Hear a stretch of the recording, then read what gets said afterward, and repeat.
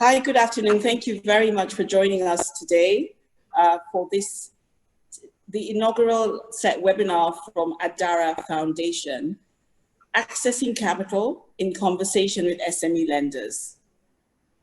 Adara Foundation was founded by myself in 2016, and I'm looking at the economy and the potential for our beloved continent. It was very important for me to play my role more directly and in a more structured and organized way to help Nigeria and our continent achieve its potential.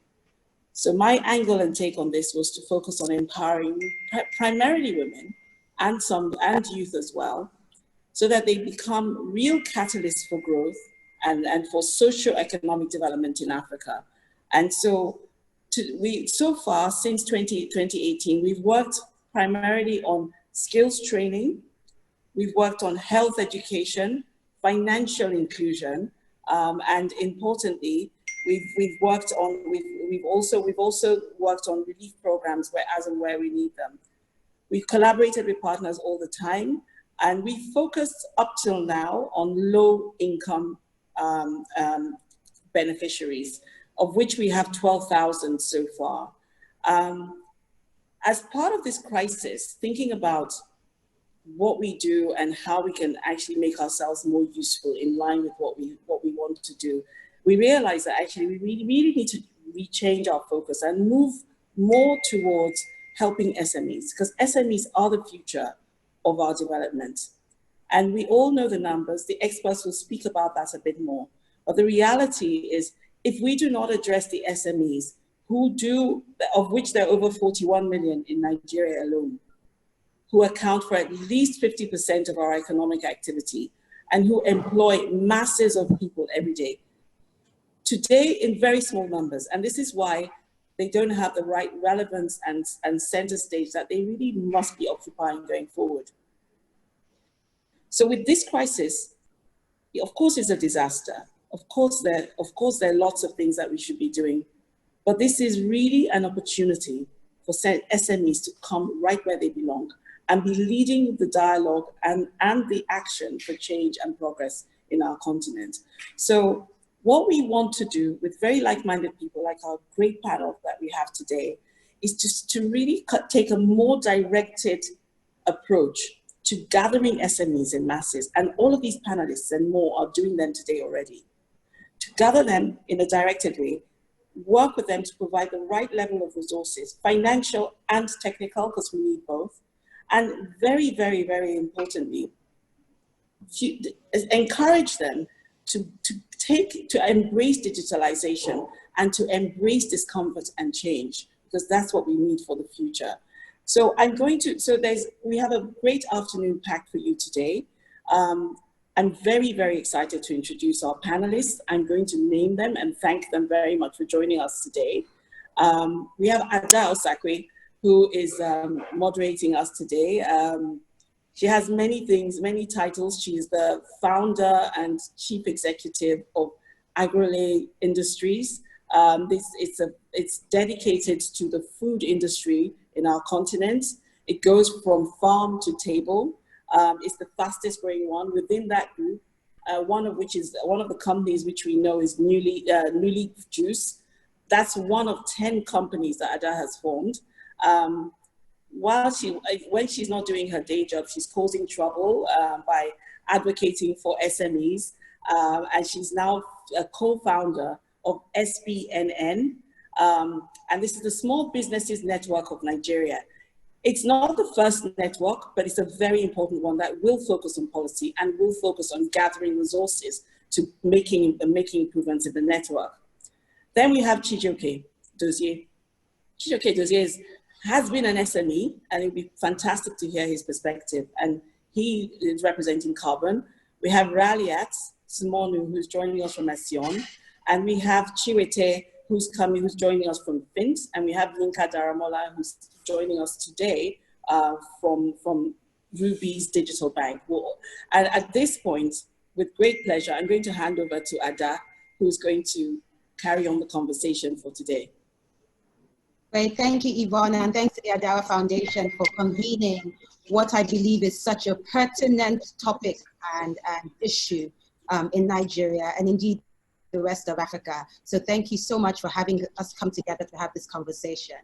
I would just really like our panelists to give us a few quick introductions from themselves, who they are, what their institutions do, and really what you want to get out, what you believe your role is in today's conversation. So just those very quick 3 things. And Chijioke, please, can you introduce yourself so everyone knows who you are? So I'm co-founder of Carbon. Carbon is a digital bank. We focus on consumer and SME accounts and loans as well. We started in 2012. We are regulated by the Central Bank of Nigeria, and we operate in Nigeria as well as in Kenya. And our focus really is on SMEs. And having been an SME ourselves, one of the challenges we had was getting financing. Getting financing without collateral. More to the point. So I think what I'd like to get out of this today is learn from the panelists as well, their experiences, and hopefully impart some of the lessons we have learned along the way in the last 10 years. Thank you very much. Chiwete from FINT, please can you introduce yourself?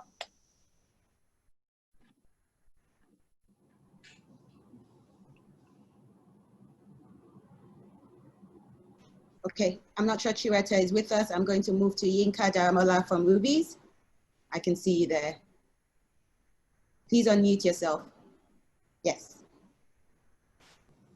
Yeah, good afternoon, everyone. My name is Yinka Daramola.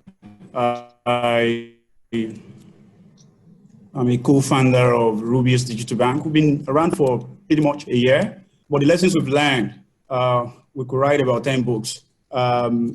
We have a primary focus on SMEs, and we are a fully digital bank regulated by Central Bank. Today, I hope I can share what our experience has been with the SMEs, listen to them and learn more, because we realize we keep learning every day. We will be able to share with the SMEs alike what we think the future looks like from today. Thanks a lot. Thank you. Raliat from Accion. Yeah, thank you. My name is Raliat Sunmonu. I work with Accion International. So Accion is a global nonprofit. We've been around for almost 60 years, working in different markets like Latin America and here in Africa with not just financial service providers, but also micro and small and medium enterprises. And so, the work that we do, I think, becomes even more relevant with everything that is happening today. And what I would like to get out of this is I think share with everyone just what we're doing with Accion and with some of our partners in Nigeria, such as Accion Microfinance Bank, but also then learn and hear from other panelists and maybe the audience about some of the exciting things that's also happening and maybe challenges and come to a consensus on a call to action and what we do to, again, as Yvonne said, go forward and really help to help us MSMEs drive and survive and thrive in this economy and environment. Thanks. Thank you. Chiwete, are you back with us? Chiwete from FINT. Okay, Carolyne, McKinsey, please introduce yourself.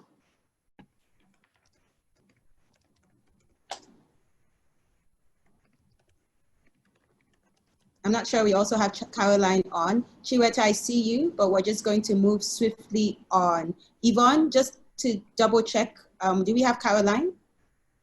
And if not, I'm just going to move on. Okay, great. Thanks everyone. It's such a pleasure to hear what you're also going to learn from this, my fellow panelists. I would like to get us started with a poll. And I'm going to ask the host, Adara Foundation, if you can put the first poll up for our audience to take a quick vote so we just get a sense of things. And the vote is a question to you all. My financing needs are well understood by the financial sector. So note it says understood by the financial sector. It's not about whether you got money or not. Do you just feel the financial sector, bank, CBN, whoever, understands what you need as a business owner in terms of financing? Please answer yes or no. My financing needs are well understood by the financial sector.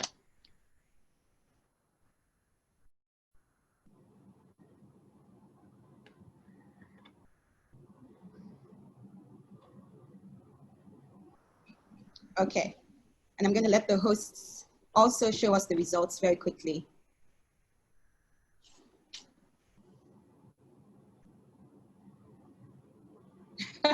So 77% of our audience say that this is not understood. So we had about, how many people?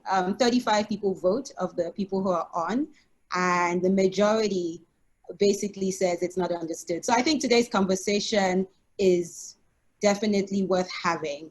And I'd like to get started immediately with Carolyne if she's on, because she's going to give us a really nice overview of the SME financing space in the new normal that we're in right now. How are SMEs coping? Carolyne is joining in 1 minute.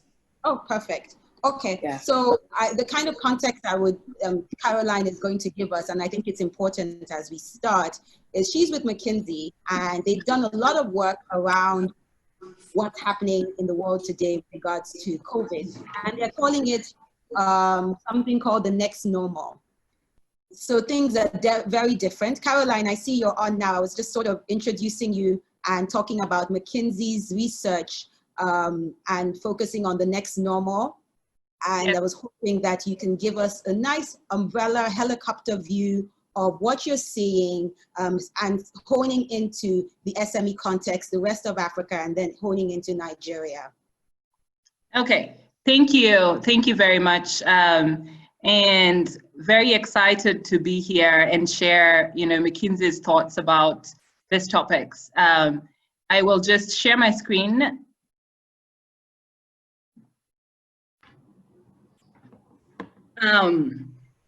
So exactly as you are saying, we have been doing a lot of different research on the impact of COVID-19 to the African countries and the African continent at large. And basically what I'll do today is just paint the picture of what that impact is at an African level, and then talk a little bit about SMEs, and then, finish off with some thoughts on what SMEs should do given what is happening in the current system.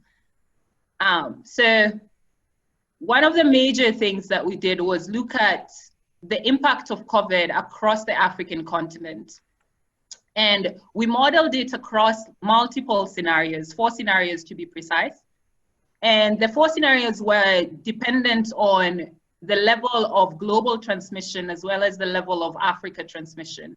So basically, if you read this 2 by 2, it's basically saying scenario 1 is where the global virus is contained, but and also the African outbreak is contained. So it's basically the best scenario that would happen. And then scenario 4, which is on the top right, is when the global virus resurges, and then Africa outbreak is also widespread. And as you can see, in 3 out of the 4 scenarios that we modeled, we actually go into a contraction situation across Africa. So you are seeing GDP in 2020 actually going down to -1.9 in scenario 2 and up to -5.2% in scenario 4. So really a big, shock to the system. A little bit about what drives this is, the global demand is disrupted, right? And the supply chains on a global level are also disrupted. That actually causes about 60% of the GDP loss. And then about 20% is actually within the African continent. And we also modeled, how the oil price impact is going to affect the African economies. Of course, for some of the African economies, given they are net oil importers, it actually helps them.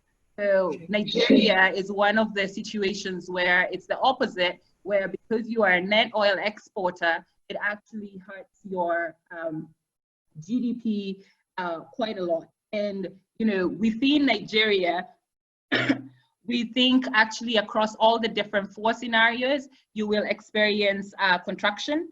And it ranges from about -2% to about -8%. And a lot of that is driven by the oil shock impact. Right, so all in all, you know, Africa is a rosier picture because there are some countries that are a bit better situated, but Nigeria is on the lower end of the impact here. From a jobs perspective, we looked at both the formal and informal sectors and really tried to understand what will the impact be in terms of jobs. And there are certain ways that we classified the jobs at risk. So on the formal side, we looked at both jobs that are at risk of being lost and also jobs that are at risk of salary reductions. And then on the informal side, we considered a lot of them to be vulnerable and basically took a percentage of the informal sector jobs that we think are actually going to be at risk. And if you can see on the right here, certain sectors are actually more hurt than others. On an overall basis, about 1/3 of all jobs are at risk, but you know, within retail and wholesale, within manufacturing, within construction, you look at the informal jobs and about 80% of those jobs are actually at risk. So there are certain sectors that are, of course, you know, hurt more than others. And, you know, as I talk to my clients, who are mostly banks, we are talking about the sectors within their customer base that are quite hard, and it actually collaborates with this. Very interestingly, there are some sectors that are doing much better. You know, sectors that are involved with home activities. So whether it's the cooking gas sector or, you know, companies that have figured out how to do in-home exercise and to sell those equipment, right? So different sectors are actually doing well. Office furniture is actually surprisingly doing quite well. So there are some sectors that are doing better than others and some that are more hurt. If you look at the Africa landscape, right, you know, we're talking today about MSMEs, like what do they actually look like, right? In our work, we've tried to quantify, you know, across the different metrics of MSMEs, how can you cut and slice the data? You know, we think we have about 90 million of MSMEs in Africa. A lot of those are in Nigeria, about 40 million are actually in Nigeria. And a lot of them are micro enterprises, about 96%.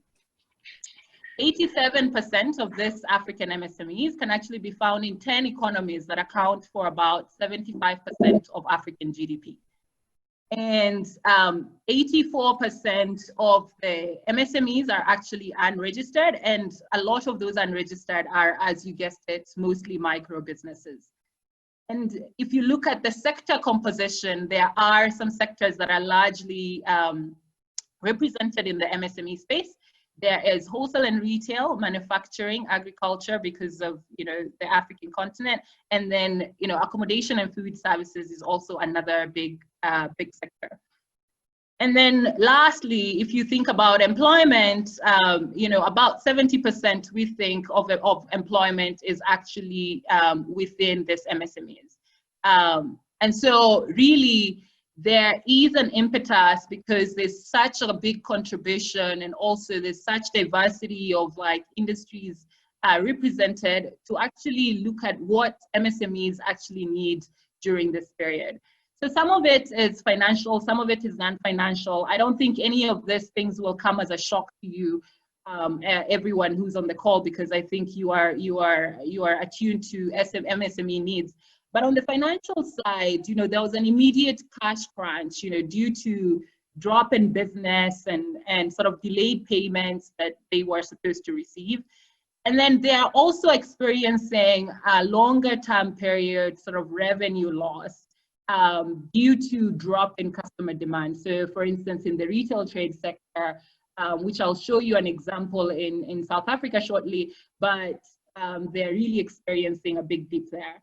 The third thing is just the biggest concern is the inability to pay employees, especially for more established MSMEs. So not necessarily the micro, because they have fewer employees, but if you're looking at even small enterprises, they have a huge inability to pay employees, given the cash situation that they find themselves in. And in a recent survey that we did, about 34% of MSMEs listed this as their biggest financial struggle during this period. The last thing is just an increased cost of running business, right? Because they of course have to put measures in place in order to contain the virus. So for instance, in the logistics sector that has seen a big boom because of COVID-19, there has been an increased cost of running that business given the safety measures required. On the non-financial side, a couple of challenges, some operational, in terms of where do we get our supplies from. There's a lot of disruption on that end. I can't have all my employees at work, and because of that, there's sort of a labor shortage for what needs to get done in the business. And then digital go-to-market channels, which they don't necessarily have access to, and now they need to set up pretty quickly.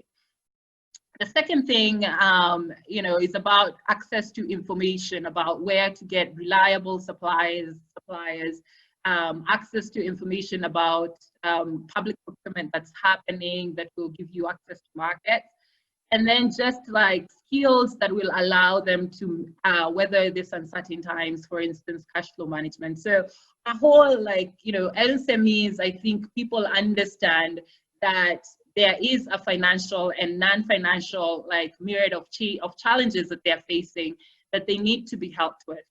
This is the example that I was giving earlier about South Africa, where you see just after the lockdown a huge decline in the small businesses revenue across multiple sectors, and this has actually continued to be the case even after the initial couple of days of the lockdown. So people are really experiencing a huge decline in their retail sales, and it is clear that a lot of stakeholders are starting to gonna support to make sure that they can support the MSMEs. So you ask yourself what governments are doing, what other stakeholders like banks and private sector enterprises are doing, and you look at what the governments have actually offered across the different countries here, and this is as of May 13th.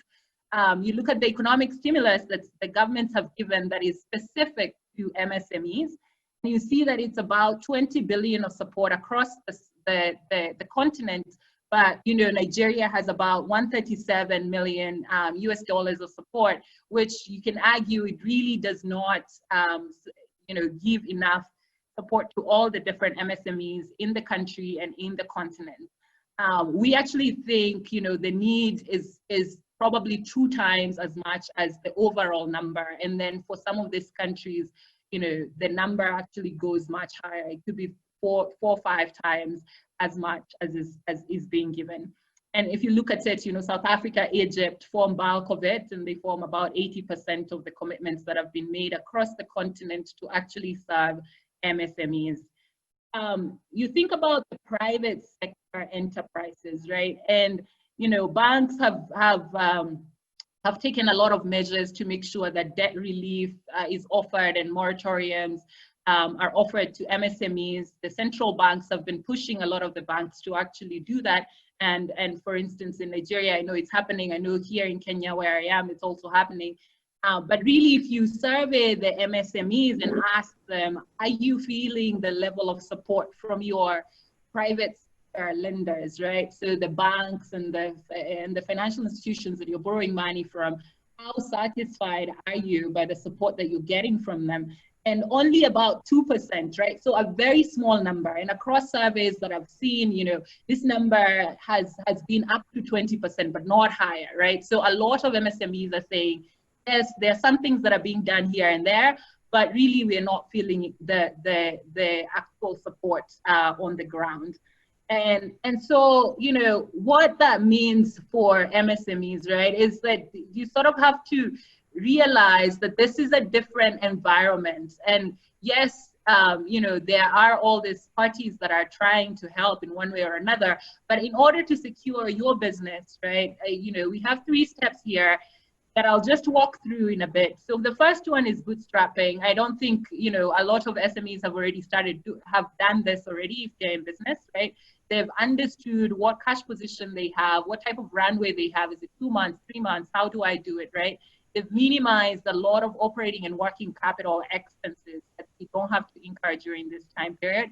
They've, one thing that they need to actively continue doing is actually seeking all avenues to access capital or debt relief, right? So whether it's, you know, with your banks and how you do that, but on the capital side, you know, there are lots of government bodies that have come out with specific measures. There's donor money that is being given to MSMEs. There's also accessing capital through your supply chain. No matter, depending on who your supplier is, they might actually be able to work out an arrangement where you access, you get stock on credit, and you sort of run the business that way. And then the last piece about bootstrapping is like figuring out if there are complementary partnerships and alliances that you can make, whether it's you as a retail business, you know, partnering with a small logistics company, right? And trying to help each other out in this particular environment, that will help a bit. The second piece is about adapting, right?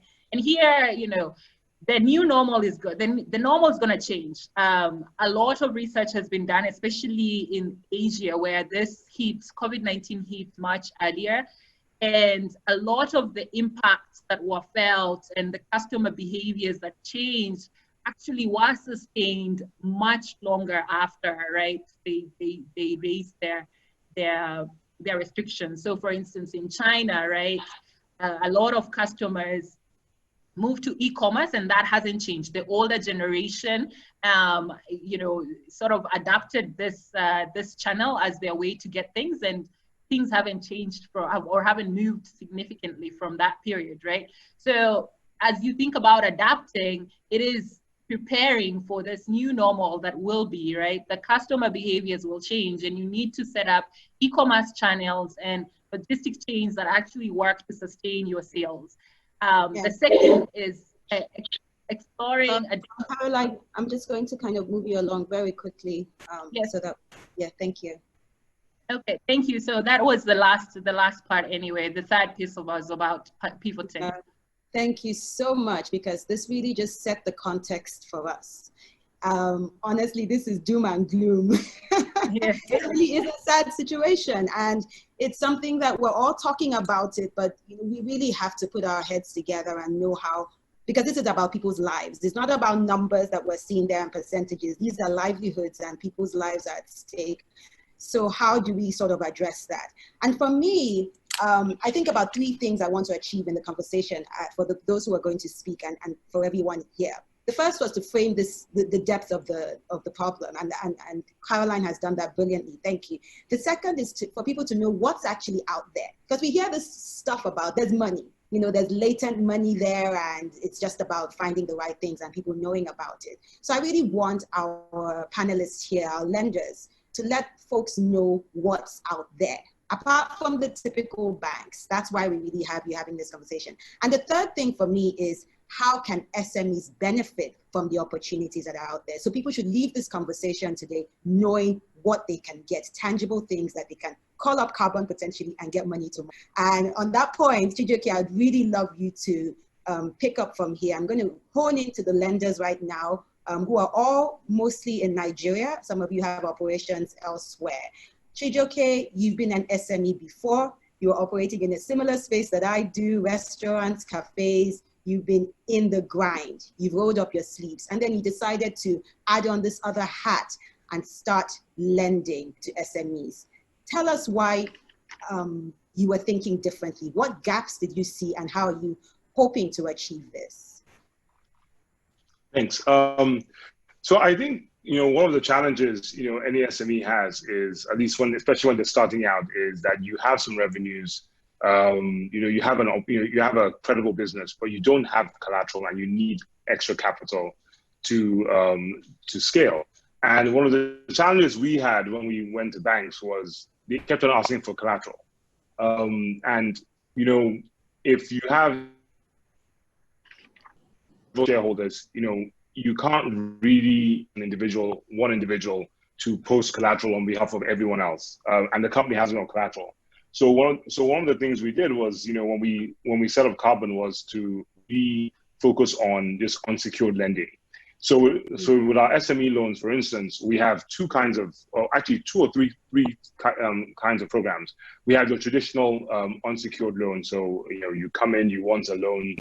We can give you anywhere from, let's say, 300,000 right up to about 60 million naira in tenors of 3 to 9 months, and it's unsecured. And what we do is we just look at the underlying business. What are the revenues? What are the transactions? And we make sure that the business itself can actually fund the loan. So it's not a question about you have a nice car or you have a house in a nice area where we can actually go and attach and collect that in case the loan doesn't go bad. We actually look at if we've given you a loan, let's say 300,000 naira, and the repayments are 50,000 naira a month. Can the business actually fund that without us having to look at? Sorry, what did you look at to give the initial 300,000? We look at your transaction. So we look at how much money you're making, and your cash flows actually sustain that. The other thing we do as well, the other loan we look at is we have a POS loan. So to give an example, let's say Newly, for instance, has you take your sales by POS and also by cash. So let's say you made 10 million naira a month and 8 million naira is in cash. We would and 2 million POS would actually look at your POS and say, you know what, I'm going to give you 1 million naira, and we will take our repayments of every subsequent transaction that a customer makes via the debit card. Let's say 15%. So what that does for the owner is that the payments are made automatically, even without you having to consciously make that repayment. But it also means that if, let's say, you shut down for a week, we don't take any repayments at all, and we don't chase you for it. The business actually pays it, and it's supposed to be tailored to your business flows. And what we've seen over the past when we've actually done those loans were, we had a supermarket. We gave him 20 million naira. He had 100 million naira in sales, of which most of it was actually cash, but 40 million was in POS. And when he came back for the second loan, he had moved a lot of his sales from cash to POS because he could get a lot of funding from us via POS. So we gave him 40 million naira, and he paid all that by customers going into supermarkets. He had about 6 supermarket stores, and every time they made a payment, Carbon would take 15% of that sale. And there were times when his stores were closed for like 3 or 4 days, and we didn't take anything, and that was fine. So these are the ways that we can actually help SMEs. No, I think it's brilliant. Okay, I was just going to say that you kind of talked about the pain point being collateral, which is a big pain point. But I really also want to hear about your interest rates. That's a big thing that SMEs look out for. What's the rate? So what's your interest rate for Carbon, and what sort of tenors do you give, the maturity of the loans? Yeah. So for us, our interest rates ranges anywhere from 2% in the lower end to about 5% per month. And for us, it really is about pricing. We raise money wholesale from investors from the markets, etc. So even though we've just started with our deposit taking license, we most of our funds are still raised from third parties and also from our equity. So that's why that's why our charges are priced that way. But what we do is, when a customer pays back and is on her second loan, we reward them with low rates and cash back as well. So that's how we I think I just really wanted to tease out that aspect so that the SMEs listening with regards to carbon can know. I looked at your website, and one of the testimonials from a customer that you put on your website, Tunde Bamidele said, and I'm going to paraphrase, and the person goes on to say, because of the loan, but you have opened my eyes to know a lot about banking and credit reports. Keep the good work going, hoping to see you taking over from the banks, since they refuse to enlighten their customers on basic things like credit reports and high interest rates and paying bills via their app. So I just really wanted to kind of bring that up, bringing out the issue of credit and aspects around you empowering your customers to know more about their credit history and their financial performance. Can you speak to that quickly? Sure. I mean, look, carbon is, we're not the cheapest lender around, but we're quick, we're bespoke, we'll work with the customer. And one of the things we decided when we started was, we wanted to make sure that all our customers will leave us with good credit, and they can go to their own banks and show them, hey, look, we've borrowed money from this other third party, we've paid off, we're creditworthy. Now, we've had a 10-year relationship with you, can you give us a loan? So what we always do is make sure that, our customers, we report good credit behavior to the credit bureaus. We also offer free credit reports, so a customer can download an app and actually get a credit report. Even if you're not really a customer of Carbon, but if you download the app now and register, you can actually get a free credit report from two credit bureaus, so you know where you stand. And that's what we want to do. We want to make sure that when our customers have choice, they're empowered. And we see a lot of instances when we started giving out free credit reports, customers were complaining that they went to other lenders, they'd paid off and they'd performed very well there, and there was no record at all of those loans. And good lenders need credit reports, because if you came to me and you wanted, let's say, a 10 million naira loan, we would access your credit reports and we'll see the history, and if we see that, well, wow, her organization's actually paid off all these loans, we might also increase the loan if you wanted more, and also we might also reduce the rate, start you at a lower rate because of your track record. So it's really important for us to make sure that all our customers have their credit history. I think it's great, and thanks for those insights about carbon. It's so important that people listening, SMEs, typically think it's only the banks they can go to. So we need to keep telling these stories. You're on an app as well as the website?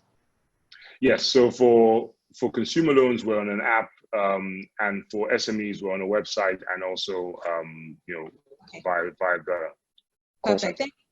Thanks a lot, Chijioke. I appreciate your comments. I'm going to move swiftly to Chiwete. If you're now there, just say hello, because we didn't get your introduction earlier on. If you're on, hi, hello, Ada. Oh, fantastic. Okay, great to have you, Chiwete. I would like you to give your quick introduction of what FINT does, but in the process, I think you're slightly different in terms of how you're a connector, right? Of those looking for funds and those who have funds, providers of funds. So speak to sort of how you have carved this niche in addressing the SME financing need. Okay, thanks, Ada, and apologies for the disruption in my internet connection.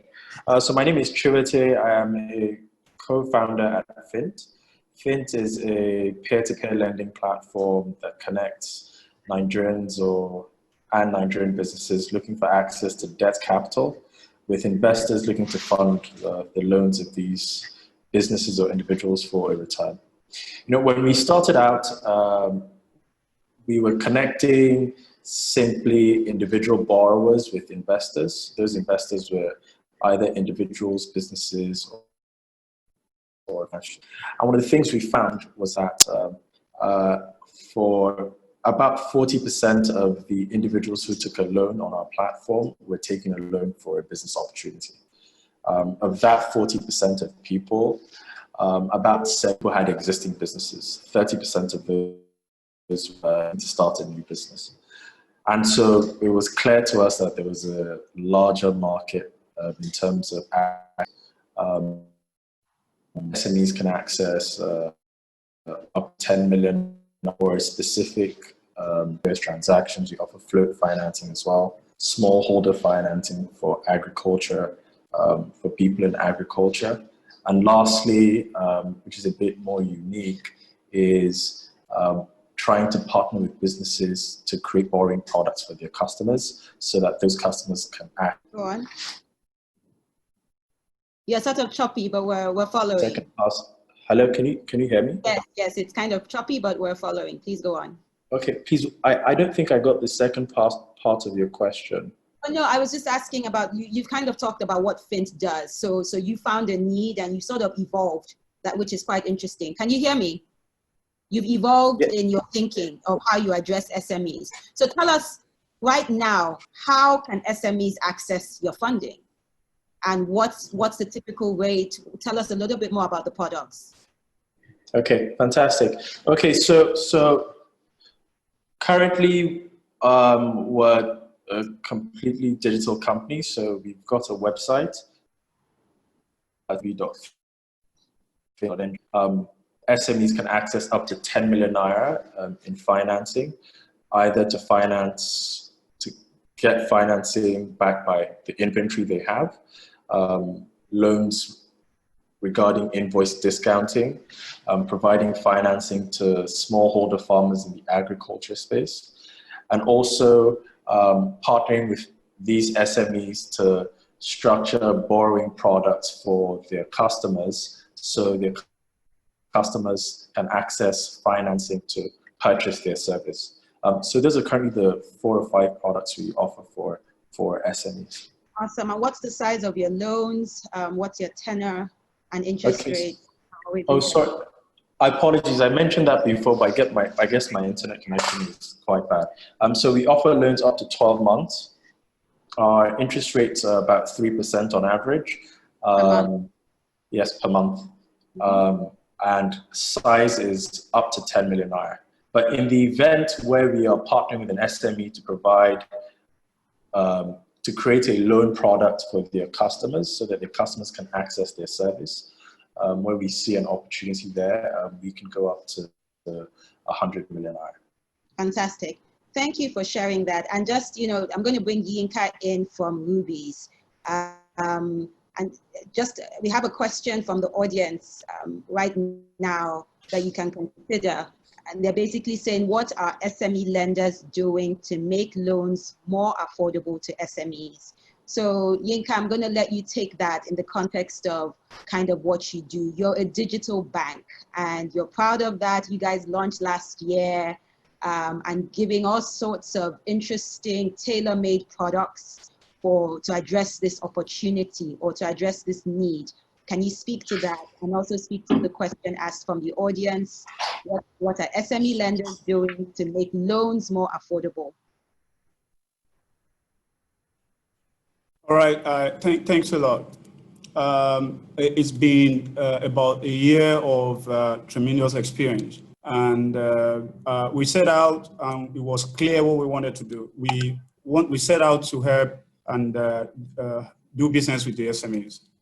So we were particularly interested in SMEs, and we asked the very important questions. Why is everybody complaining? The SMEs are complaining, like we've seen in the questions today. They don't like us. The banks don't like us. And the banks would say, no, we like you, but the SMEs can't believe they like you. And even you can tell from the way the banks talk to the SMEs, they don't mean it. They don't mean that they like them. So why is everybody in a mess? And when you look at the situation, you will probably not blame the banks. You look at the situation again, you probably won't blame the SMEs as well. So everybody has got a point. So where do you have a situation where there's what it was right? So we looked at it critically, and we wanted to know what kind of problem can we solve here. And we realized number one problem. And the problem we realized, and we set out to start solving last year, COVID-19 came and boom, made it really big. And boom in the business volume we've seen in the past 3 months. So how did we set out to do that? Number one, we looked at the traditional 3 5 C's of credit, which means the guy borrowing and the guy lending will look at these 5 C's. And we realized that that is where we're going to play. Number one is the lender will look at capacity to pay.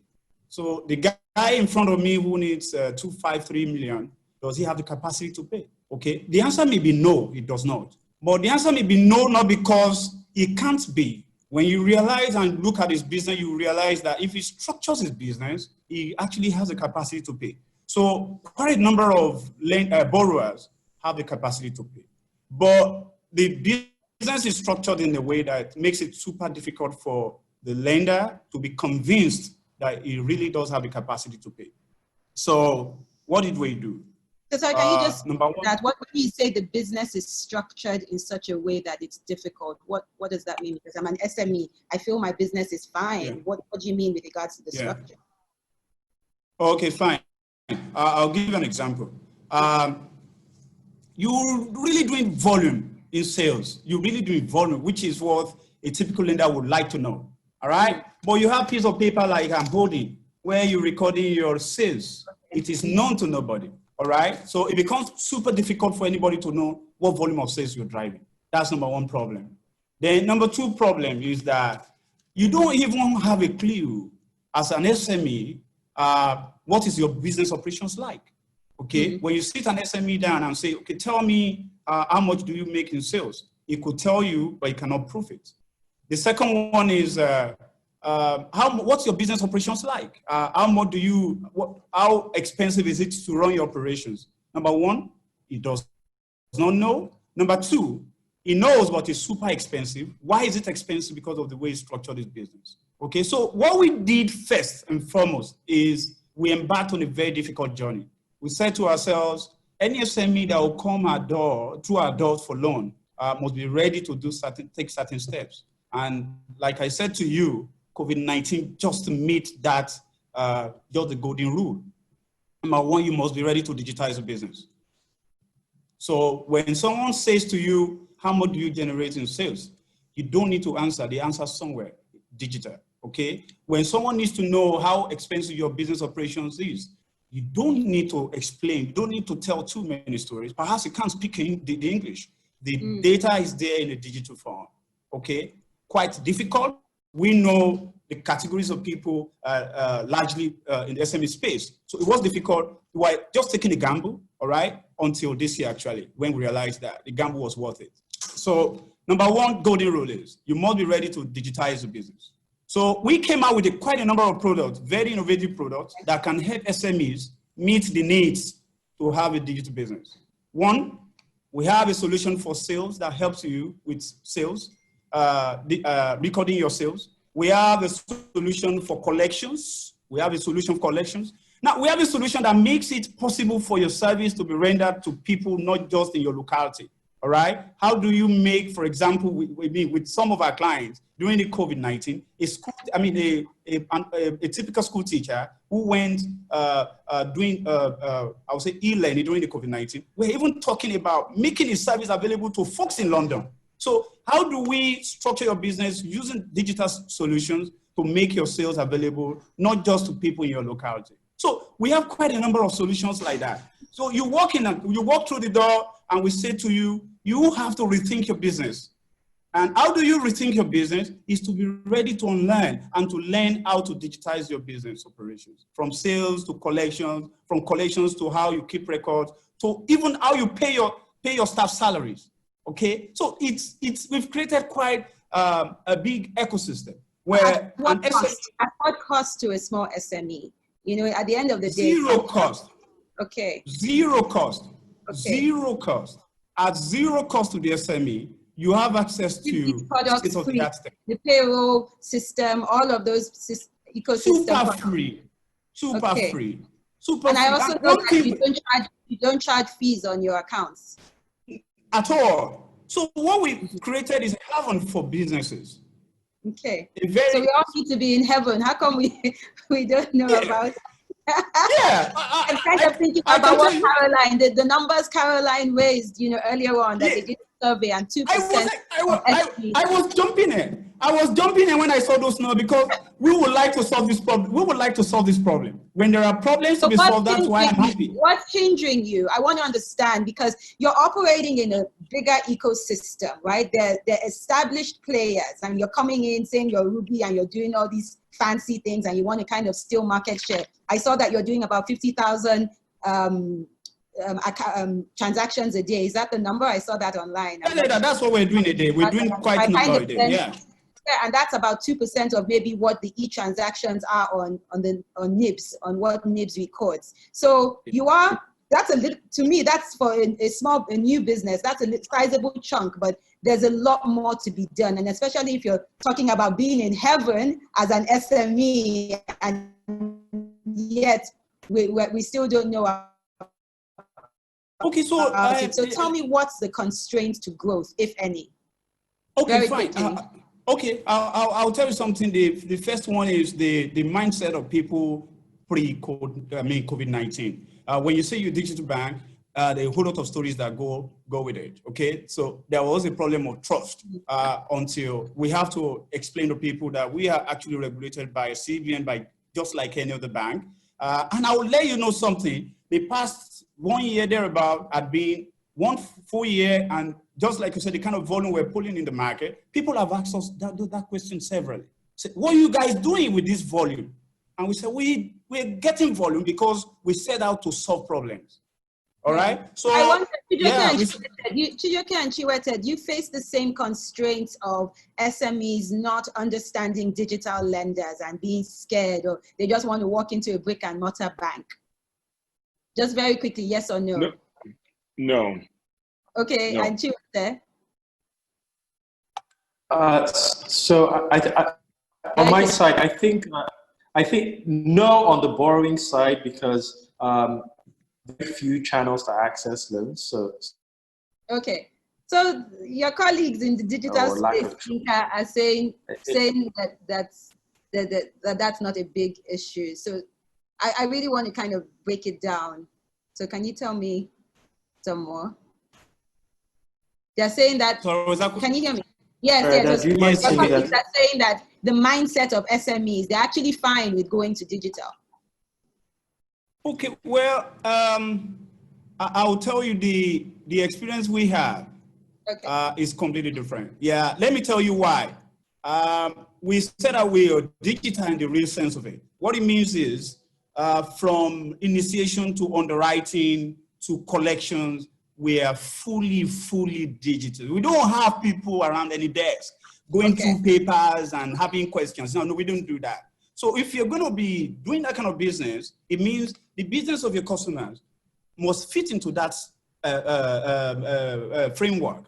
So for your business to fit into that framework, where we know we will not at any time ask you to bring paper document. We will not at any point in time ask you questions where we need to sift through papers day and night. That's the kind of business we run. And for a business to fit into that framework, it has to be fully digital. And on that, it's a great point. On that business is fitting into the framework. And the framework you're speaking about is a digitized economy. And COVID has brought us to a situation where every SME today is now thinking, I have to be digital, right? There's another poll question we have, and can the host quickly put the next poll up, because it's important with regards to business models. And I just want to hear and see what the audience is saying on this issue of adjusting business models. For those who don't know, at the bottom of your Zoom, there's a polling button. Just press on that for you to vote. We'd like to see as many people as possible. We have about over 100 participants. Let's get as much of your views in this to answer this question. Do you believe you need to change your business model to survive post-COVID-19? You know, we're having a situation here that Yinka is telling have to, if you want to work with them, if you want to get the zero maintenance fees on accounts, if you want to get the suite of products, you have to be digital. And many of us are not digital. So do you believe you have to change in the next normal? Can we see the answers, please?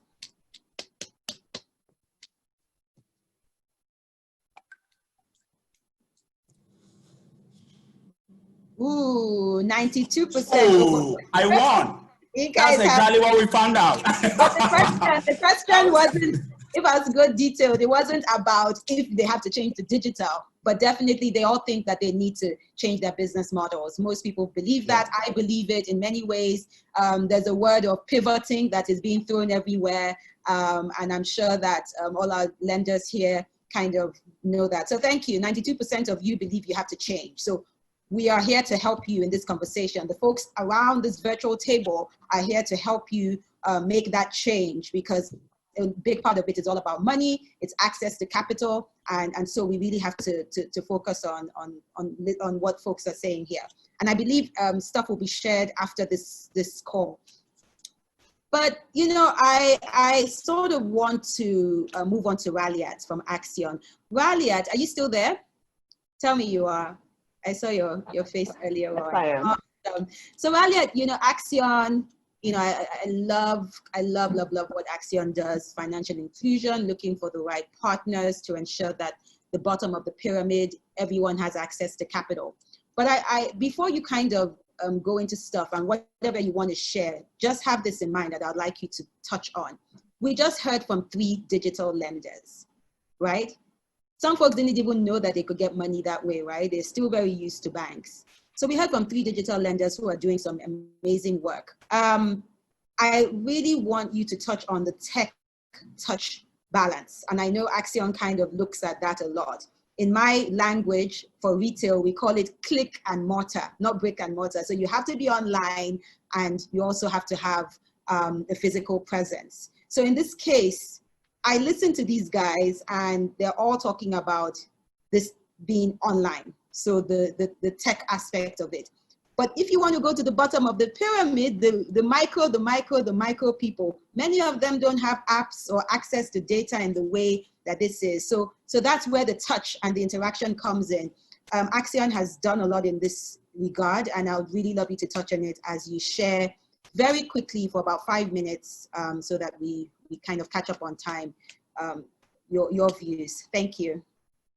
Thanks, Ada. No, the conversation has been great. I think all the panelists have touched on some really important things, and yes, digitization. But as you say, one of the things that we miss when we talk about digitization, as much as that is a critical imperative, both for the financial service providers and for the consumers that they serve, the question is, who are we leaving behind, right, when we talk about digitization? So when I think about the woman who owned a shop in Balogun Market, does she have access to the apps? Does she know how to use them? And this is something that a lot of microfinance institutions and many of the partners that we work with have actually been addressing. So if you look at what is the model today, many microfinance institutions work with the underserved and the micro businesses who are unable to get credit in any other way. And so it's very heavily touch dependent, at least it used to be in the past, where the model is that you have a relationship manager who goes to the businesses, who goes to this shop in Balogun, goes to the shop in Ladipo Market or wherever, and sits with you, understands your business, understands what your cash flow is, understands your revenue models. I mean, they don't call it that, but they essentially form a relationship with you and ask you those questions and use that to then provide you with the right amount of credit that you need and support you throughout that process. Now, we know that with or without COVID-19, that was already going away, because it meant that it's, first of all, administration heavy. It's very, very difficult to scale that. And with COVID-19 and restrictions, etc., there's really no way that you're going to be able to do that in a touch way. So a lot of the work that we've been doing with providers and partners at Accion is saying, how do you take a very successful model that is very heavily touch dependent? How do you digitize that? On the one hand, that's for the financial service providers. But at the same time, how do you then work with the micro businesses and the small and medium enterprises to make sure that they are able to take advantage of the digital services that are being provided by these FSPs. And I think that's a really, really critical thing if we're going to get the scale that we need and if we're going to get the impact that we need. Not everyone has access to, you know, a smartphone. Not everyone has access to even WhatsApp. Not everyone is digitally literate. And so when we look at financial inclusion, we look at it from 4 aspects, and one of which is only the access to credit. And I think one of the panelists has already mentioned, you need to understand how to run your business better. So if I'm going to be successful, I need not only to know how to use a smartphone to apply for a loan, I need not only to know, you know, what my revenue model is or how my repayment schedule is. I need to understand how is my business doing? Where are the opportunities for taking advantage of new business opportunities? We talked about, you know, new business models and people talking about pivoting. That is absolutely right. I don't think that, you know, you need to teach, and as the poll has demonstrated, we don't need to teach anyone how to, you know, pivot. The question is, what are the tools that we're providing? So the 4 things that we do at Accion and with our partners, including the likes of Accion Microfinance Bank in Nigeria, is say, what are the business opportunities and the digital products that enhance and enable these business opportunities? So if Carolyne mentioned access to markets, right? If that's the case, is there a way that I can provide access to a digital marketplace? I mean, they exist. E-commerce platforms exist. But does the woman in Ladipo Market or in Balogun, can she have access to that? So that's the first, is addressing that bit. And the second part is, well, yes, now we know that there's an opportunity and access to market through a marketplace, but can she use the tools? Does she know how to, you know, set up her inventory? Does she know how to set up her storefronts? Does she know how to do all of these things? And so the second part of that is really the capacity building that goes with it. And in the capacity building, what we do is not just looking at digital literacy, but also the behaviors and the tools and the skills that help you run your business better. So this is financial literacy, this is digital literacy, but this is also behavioral change, right? Because what you're looking for is longer term impact.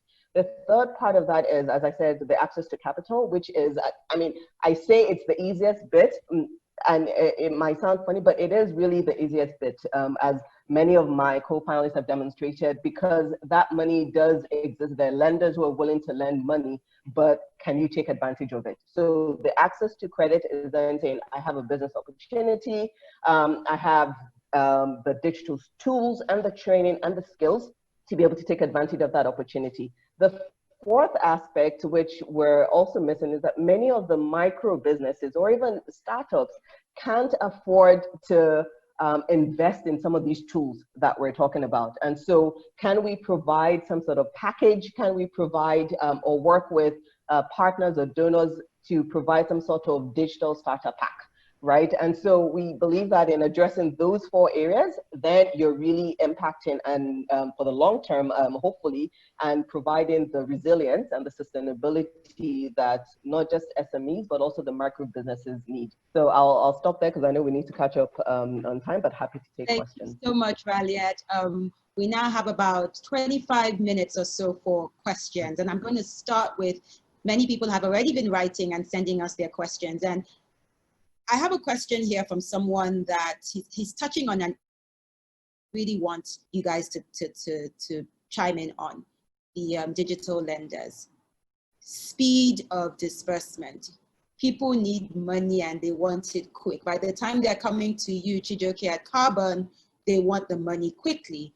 And I have somebody saying here, Hilary Vincent, he says, Carbon is good.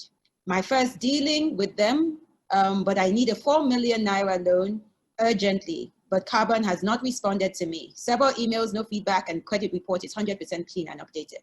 The feedback has been an issue for me with Carbon. To be honest, these third-party guys do far better than the Nigerian banks, of which some of us had banked with for years. So he's giving you credit, right? But at the same time, there's a pain point. What's going on? Are you ready to take on the demand that's going to come in this time that people now know more about your products? And tell us, you know, are you responding to him? Please make sure you unmute yourself, Chijioke, before you. Yeah. Sure, thanks. Well, no, I can't exactly respond to an individual case, but I think his case is actually very common, especially during this COVID time, because we've seen an increase in demand from both consumers and SMEs alike. But we also have to, as lenders, especially as lenders who can't really fall on cheap deposits, we have to be very discerning in terms of which sectors are we going to lend to because of what is going on. So for instance, right now we've just go ahead, sorry. Pardon? Go ahead, please. Yeah, so for instance, we just so we're still in the market, but we have to be a bit more selective. In terms of urgency, I think it's easier for us when, as Yinka was saying, when the data is in a form that we can easily and quickly analyze. So for instance, as I said, the POS transactions, we can analyze that very quickly and make a decision. I would even, to Raliat's point about, people like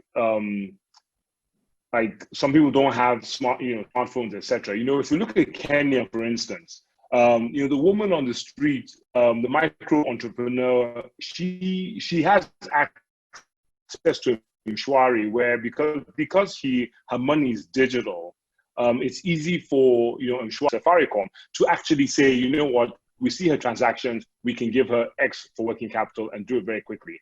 And we could do that as well in Nigeria. It's not really about change an SME changing their behavior or changing their processes to fit the lender. It's, can the lender actually see their transactions and understand that, okay, this is all their input. I wonder how you can help them. And thank you. And you don't have to respond to this, but I wonder if you can help them also by ensuring that the things you ask for already just allow you to make those decisions. So if it's just missing, it's missing. And you let them know, sorry, this is missing. And that's why we've not responded to you. But the waiting game is one that folks don't like. So I just wonder if we can touch that just for feedback to highlight that pain point. Well,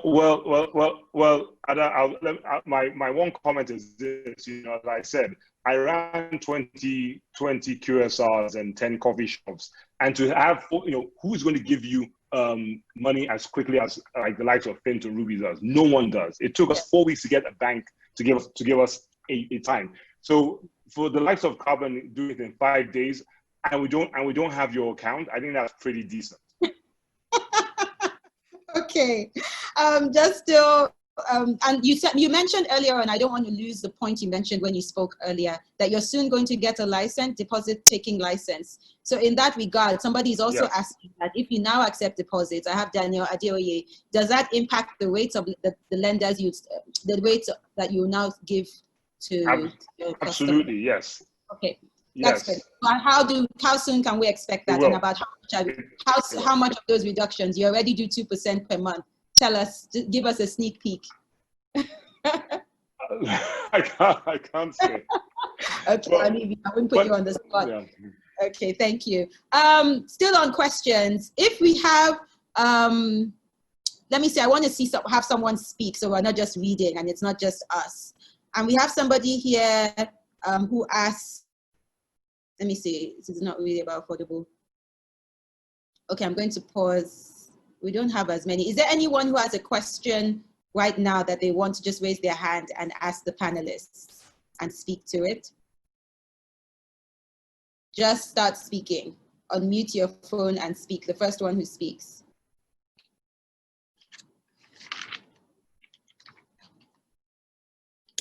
Okay, so we don't have any questions.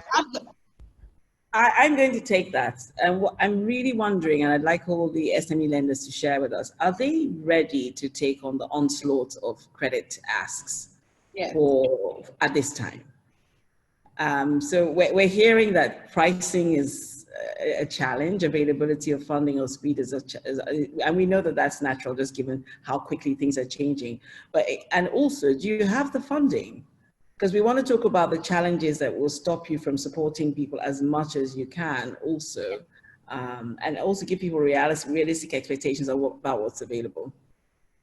Thank you. If you don't mind, I can go first.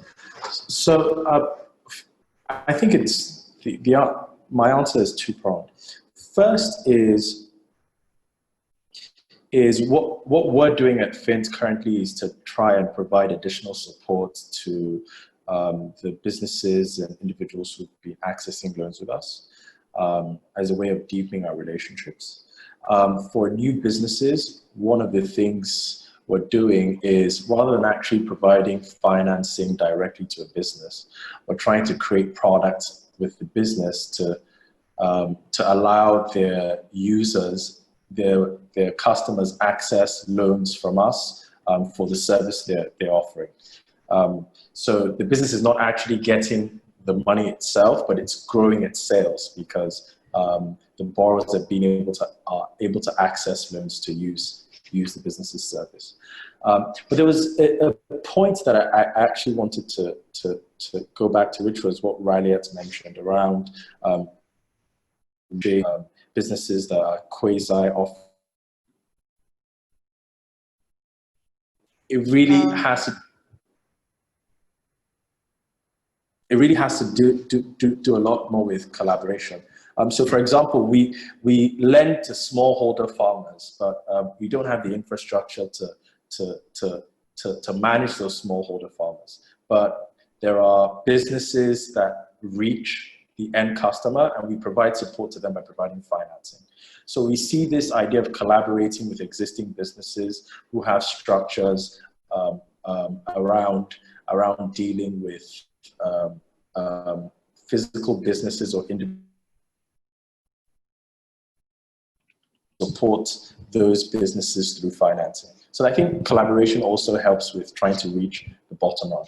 But okay. Thanks. Just a quick one here. Someone had a quick question. Olasumbo Junsi, do you have specific applications you require your SMEs to use to enable them meet this digitization standards? I think it sort of touches on how I was saying that, can you figure out specific things for they need to tick to meet the digitization information you require? If you don't, just take it on as feedback. Okay, I don't know if I can take that question. Yes, please, Yinka, please. All right, yeah. So the very first step you step into a door, we welcome you with quite a number of digital experience. You start that from the way, we start that from the way you even on board. Enrollment is not typical. A typical bank will ask you for loads of documents. We hit documents, and people have come to us, have come to realize that document carrying and paper carrying is not the way to go. So to open an account takes a few minutes. Now, you open an account at the speed of your action. So the platform is there and it tells you you've got 10 documents to prepare. You have 3 done. You have 10 done. The day you have 10 done and they are all validated, voila, you have your account open. And we just open it. How quickly do you validate? What's your turnaround time for validation? Oh, quite about 70% of those documents are auto validated.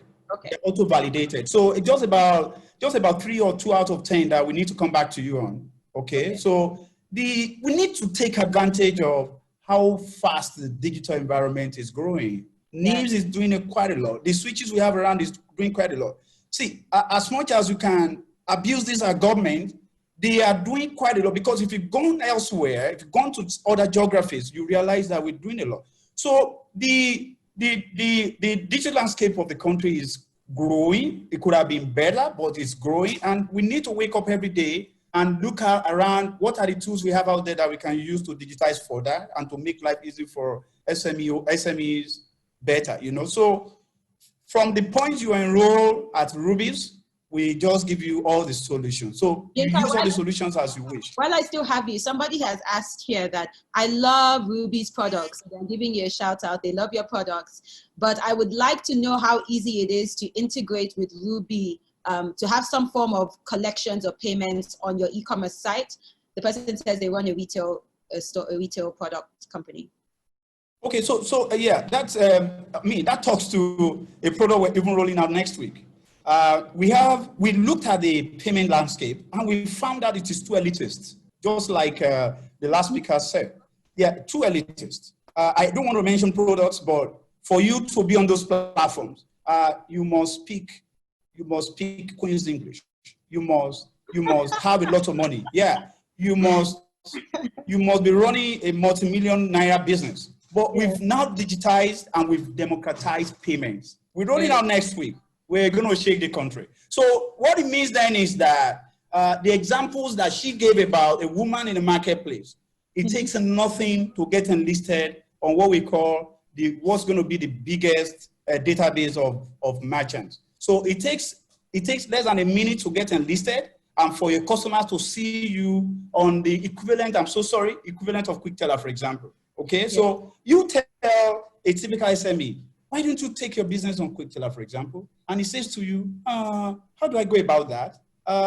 You have to recruit engineers. You have to have a lot of money. Your business must be in a certain side. But we are democratizing that. And I say to the person asking the question, watch out for our space on Twitter next week. We have a solution that is going to shake the world. We still have about 10 minutes to go, and I really want to give the people who've spent time listening today more time for their questions. So Yinka, I have another question for you. Somebody asked, okay, your business, Yinka's business is Rubies, for the person who asked. Business is Rubies. And somebody has asked, Rubies did open my eye to digital banking, and it's the sure way to go, easier and convenient. But my question is, who do you share your data with? Because we're living in a world that you're all saying digitize. Cybersecurity is a big issue now. What are you using their data for? Okay, fine. Okay, so I did explain earlier on that, I did mention earlier on that one thing we're doing is what we call open banking. Okay, and while the country is still dragging their feet on embracing this as the way to go for the future, we've gone ahead. And at the center of this, the big question is this: who owns this data? I say to you, it is your data, it is not ours. And I will tell you the attitude of Nigerian banks or banks all over the world is to think your data is their data. It is your data. So who do we share this with? You determine who we share it with. So one of the features that will be coming up soon is, now we don't want to be so narrow-minded. We have your data so that we can make certain decisions. Tomorrow, you may ask for that volume of money we don't have at the moment. And there is another lender next door. It could be Carbon. You could approach Carbon. Now, well, I would like to get some money off you guys. And you just give Carbon your Rubies identity.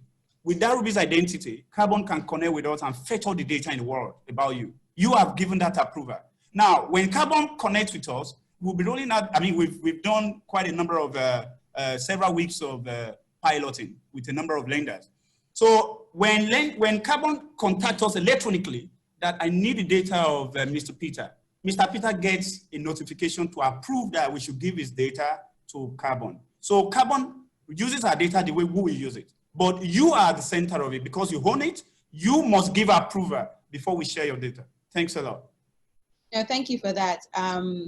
I want to sort of touch on an issue that always worries me in a little way, that as we push onto this digital economy and we're focusing on these numbers and the urban population and people who are digitized and all of that, let's remember and put in context the fact that SMEs was already a very difficult place to get financing, right?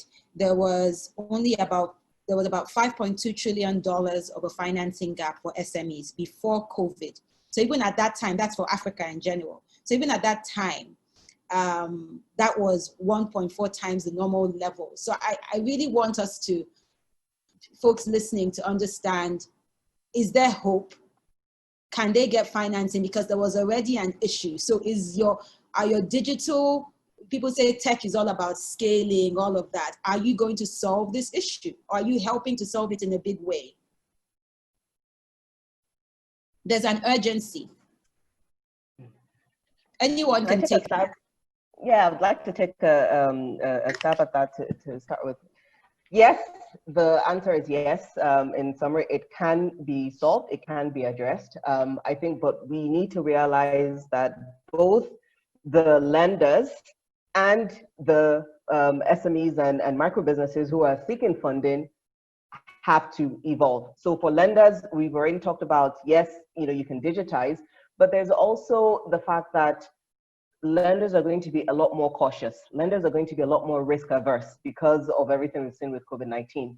And so that means that when lenders are giving out money, there has to be an appreciation for who are the customers. It's easier to get data on urban consumers and urban businesses, but when you start going into the rural areas, do we know who's been adversely impacted by COVID-19 versus someone whose business has actually grown because of COVID-19? So I think there's a lot of work on the part of the lenders to ensure that their own processes, their own solutions, and their own customers, they're doing more to get a better understanding of the customers and the situation and the impact on the customers, but that they're also modifying the way they look at risk, the way they look at customer segmentation, and the way and all the parameters that they use for lending. So that's on the supply side. On the demand side, yes, I mean, we've talked about it. Businesses have to evolve. You have to digitize. But I keep coming back. It's not just about the finance. You need to be sure, in order to qualify for the financing, in order to make sure that I am growing and I can be resilient in the future, it's the finance, it's the skills, right, that you need in order to use that money wisely. It's the tools, to the point that Yinka was making, it is the tools that you also need to make sure that you're seeing how your business is running and you're taking advantage of those tools that are being provided to run your business better. So it's finance, but it's skills. It is also access to markets, and it is rethinking how you take advantage of opportunities. So there's a lot of work to be done. I think in the initial term, there will be a credit crunch as people, just figure out how to, both lenders and SMEs figure out how to approach, the new normal. But in the end, finance, yes, is available and will continue to be available as long as both parties adjust in the right way. Balance it so well, Raliat. You keep saying finance is available, always be available, yet we don't have it, as SMEs. So I think that's what people get tired of hearing, if I must say. But I know you kind of discussed the issues, but I really want us to be careful, to be cognizant of that. And I know Accion is doing a lot to ensure that it all kind of comes together. I would like Carolyne to quickly react to all you've heard here today. You set us off on the good stage, and I just want you to react if there's anything you've heard that you want to react to. No, I think I echo a lot of that what was said. Of course, my sentiments had the fact that SMEs feel like they're not served well by the financial lenders. I think Kenya, where I am, I didn't introduce myself, but I'm an associate partner in the Nairobi office for McKinsey, and Kenya is quite developed in terms of the digital lending landscape. And I think one of the panelists was talking about getting loans on M-Shwari, right? So there is a learning curve, there is a path to get there. I don't think it's something that has to happen immediately. It didn't happen immediately even in Kenya. Even if people had phones and their phones, could actually access loans on a USSD platform. So you didn't need a smartphone, you didn't need all the complications, right? So it took a while even in Kenya. So it will take a while even in Nigeria. I think COVID will fast track it for sure.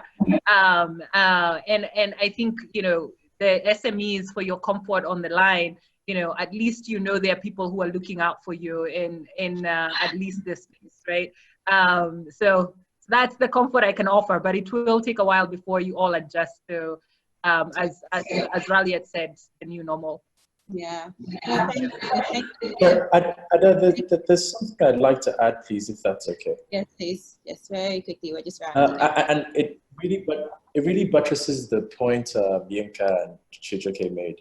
I think it would be important for businesses to know how can I get myself ready so that I can attract debt. And it's two ways. One is that you have a tangible business opportunity. And what that means is that you have a track record of earning revenues from customers, and that the debt or loan you're looking to take will help you grow that service in a way that you can identify that you can repay the funds that you borrow. So that's one important thing. The second important thing that Chijioke highlighted, but I don't know that was stressed on a lot, was the fact that it's important. It's important to. So Chiwete, I'm not. You're breaking up. Yes, and we just. So okay, I'm going to move on. Business. Okay, so you're breaking up, and we're just trying to round up the conversation.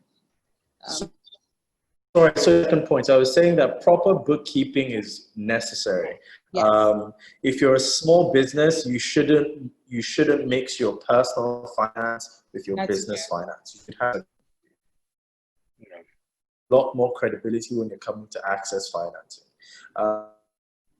In Yinka and Chijioke's experience, they would have turned down businesses simply for the fact that they didn't have proper bookkeeping, and there was no separation between personal funds and company funds. I think that's important. I think two great points. So everyone, this is just a wonderful conversation, and I learned so much. I really want to end with one last poll, and the poll is for everyone to tell us, if the host can put it up, please.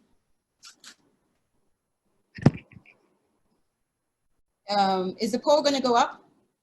We're just rounding up. We've got 1 more minute. We'll be right on time. Okay. What's the most pressing need for your business at this time? And this is a really important question, I think, especially for the people we have around this virtual table, for them to take it back and sort of understand how they address the problem. So what's your most pressing need for your business at this time? Is it finance? Is it technical support you need? You've heard a lot of conversations today about you need to have your bookkeeping, you need to be ready for the funding. What do you think you need after everything you've heard today?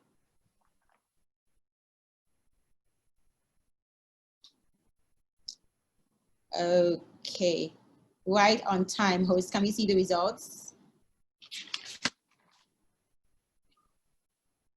Oh, it's sort of a mixed bag. Panelists, you can see it, right? I hope everyone can see it. Finance, it's still the top, but you know, other things are pretty close. So finance is still the biggest thing that SMEs require, and a lot of folks on this call today require. Technical support is just right behind. Many of them thinking of changing their business models. I don't know what the others are. Unfortunately, we don't have the time to find out, but today's conversation was just really informative. Thank you so much to our panelists. It was such a required conversation for folks to just see the other side of the coin. And not, in Nigeria, we tend to do banks, or government. But it's important to know that there are others out there who are addressing these needs. And overall, I think you guys helped me achieve those 3 objectives. You put it in context. You also let us know what's out there, and you've also shared how people can access it. So thank you so much for this. Adara Foundation, I believe you have some comments, and we have a lot of questions of people who say that they want to hear this conversation again. So hopefully you'll share it, as well as have specific points from many of our lenders to share with the audience. Thank you so much for this. Adara, thank you so much for moderating this panel. Thank you very much to Yinka, Raliat, Chiwete, Carolyne, and Chijioke. We thank you very much for the insights that you've given. It's very, very important that we understand that SMEs have a huge challenge ahead. Our economic situation is particularly dire. That said, the opportunities are immense, and I do really believe this. This is the time for SMEs to take their place in the sun. We have the right attention. There is more attention, not just internationally, or rather, not just locally, but more internationally. And most importantly, which is why we're convening this, there is a lot of particularly smart Nigerians, a very, very tiny handful that we've seen on this call today, and Africans as well, who are ready and able to solve these, provide solutions to the problems that we're facing. Adara Foundation is here to help. We have taken away important issues. So we've taken away good news about what is available. We're also doing a number of other initiatives around continuing to help SMEs. We've talked a lot about finance today. We talked about the business models, which do have to change for the most part. We've talked about the availability and cost of providing finance to SMEs. And we must not, and also the speed of providing the finance, understanding that risk tolerance will necessarily change, and that this is evolving faster than we perhaps would all like. We also need to talk about other aspects that will help SMEs along this journey. So in the next series that we have, we're going to talk about the role of technology and digital marketing in particular. So a number of the businesses that we have today, no matter how unsophisticated they are, we want to have a real conversation with real people to unpack how easy it is and how much resources there are around digitalizing your business, more from a front-end delivery perspective, as well as embracing technologies to support your business. We'll also be doing spotlights on different industry sectors, and we'll also have another discussion where we talk more roundly about some of the other alternatives to financing that are out there at this time. We know that there's 50 billion naira from the federal government of Nigeria. We all know, and Carolyne made that point very eloquently, that it's simply not enough. What we want to highlight and share with the SMEs is the fact that there will be more help. There is more help, and we're mining the data for this and reaching out to our resources for this. One thing to just some process notes, we have recorded this. We've also asked each of the speakers to leave a gift for all the attendees. So we will have a list of all the available digital SMEs that we're aware of, and we'll continue to update that list on the website. The McKinsey presentation will be available. So we've had the privilege of receiving information from Carolyne today that is yet to be published. So she will provide a deck that shows us this information we saw today as soon as she can do that. I believe it's by the end of this week. Raliat, Chijioke, Yinka, and Chiwete also will leave slide decks on the points that they've taken about, so we can go embrace them and continue this conversation. Importantly, take action and have confidence that we're all in the same boat and we're all going to work together to find solutions. Thank you very much for joining us. Thank you very much again to everyone who's taking the time to participate. And thank you again to our panelists and especially to Adara, our moderator. Thank you. Thank you. Thank you. Thank you, Yvonne. Thank you. Thank you. Thank you so much. Bye-bye. Thank you very much.